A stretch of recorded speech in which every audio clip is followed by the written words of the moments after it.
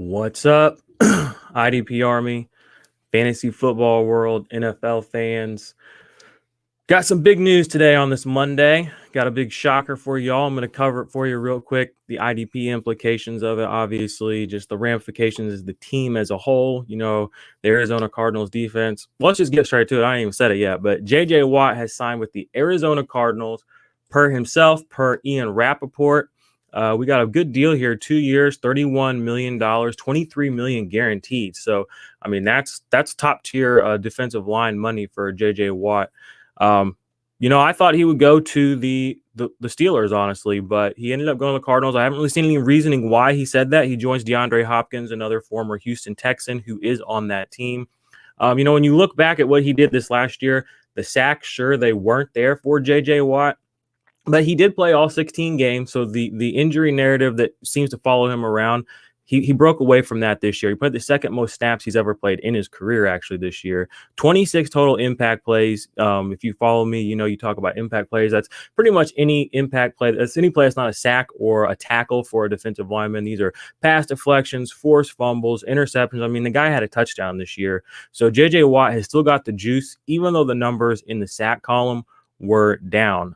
14 tackles for loss. He's always high in the tackle for loss column. That's the same number as Defensive Player of the Year, Aaron Donald. So he announced this today himself. Like I said, I have not seen the reasoning why he chose to go to Arizona. It's interesting. I'm sure DeAndre Hopkins being there is going to play a big part of that, but he's a major disruptor. He joins a team with Budda Baker, who's an all-pro, safety, highest-paid safety in the NFL still to this point, I believe.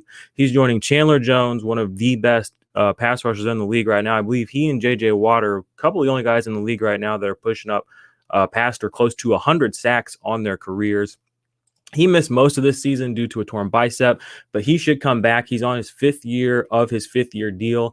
The Cardinals can cut him with a minimal cap loss from what I was looking at when I was researching this a little while ago. Looks like they'll only lose about $5 million, but I would imagine they're going to want to keep both these guys together. Because, I mean, they have two of the best pass rushers in the NFL now. Those are just the facts of the matter. So, again, he joins Jordan Phillips. We have Hassan Reddick's the free agent. He looks like he's going to go somewhere else now, you have to imagine. J.J. Watt being versatile means he's going to be playing inside and outside. But, yeah, I mean, this is a really big deal for the Arizona Cardinals. Probably one of their bigger free agent signings. I mean, we've seen them have two big signings in the last 2 years, DeAndre Hopkins and now J.J. Watt. So what are we going to expect from J.J. Watt this next year? One, he got paid like the guy. So I don't think they're going to play him as a situational pass rusher.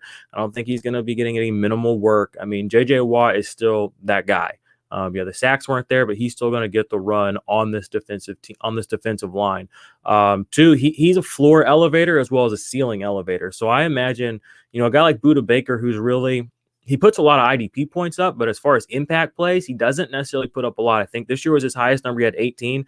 I wouldn't be surprised if we see several players on this team with the combination of Chandler Jones and J.J. Watt having some of their bigger disruptive seasons. I mean, we're going to see some crazy interception numbers, I bet.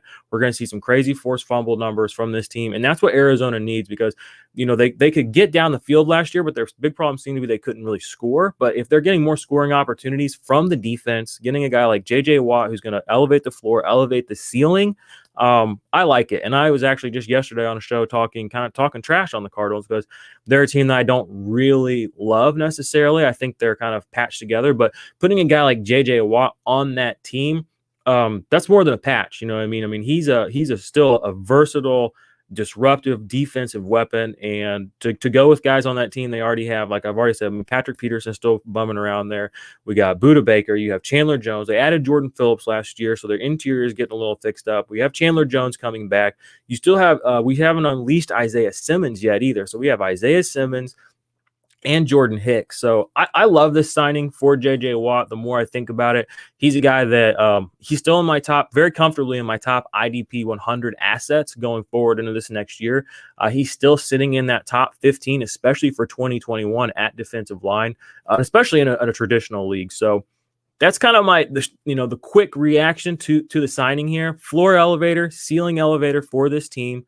Elevator. This is my elevator pitch for J.J. Watt for 2021. But I'm really hurt that he did not go join my guy over here, wrong shoulder, TJ in Pittsburgh. But he can't get everything you want. So I'm still drafting both of them very highly in IDP this next year. And it's a 2-year deal. I don't see, unless he falls off a cliff, like a crazy cliff, with so much money guaranteed, we're looking at 2 more years of JJ Watt. So if you're playing in Dynasty, if you're playing IDP fantasy football, don't fade him. You're going to get 2 years. Hopefully he stays healthy, but you can't project health for anybody. So don't fade him because of that necessarily. And I think you're going to get a year or two. You're going to get 2 solid years out of JJ Watt at least. And he might end up being a mercenary after this contract. We might be looking at a Calais Campbell guy where he signs a 1-year deal with another contender. And he just kind of keeps playing because if he's going to keep performing, there's no reason not to. He looks at guys like Tom Brady. He's looking at guys like Drew Brees. They're older guys in the NFL. They're taking care of themselves. They're eating vegan. They're doing all this stuff. They're working out. You can, the mitochondria is the powerhouse of the cell. That was his tweet. He thinks about this stuff at a literal cellular level. So I think he's going to be playing at a high level a little later than maybe the narrative around him is. Yeah, he's been hurt. He wasn't hurt this last year. So that's kind of my pitch for you all. That's kind of my instant reaction for the channel for JJ Watt signing. Make sure that you subscribe to the channel, hit the bell so you get more content. I'm going to do instant reactions all off season as guys are moving around. But yeah, we appreciate you. I'll see you next time, IDP Army. Keep an eye out. There will be more videos, more content, more Dynasty stuff coming to you soon on the channel and in the near future. So yeah, go enjoy your Monday. Have a good one.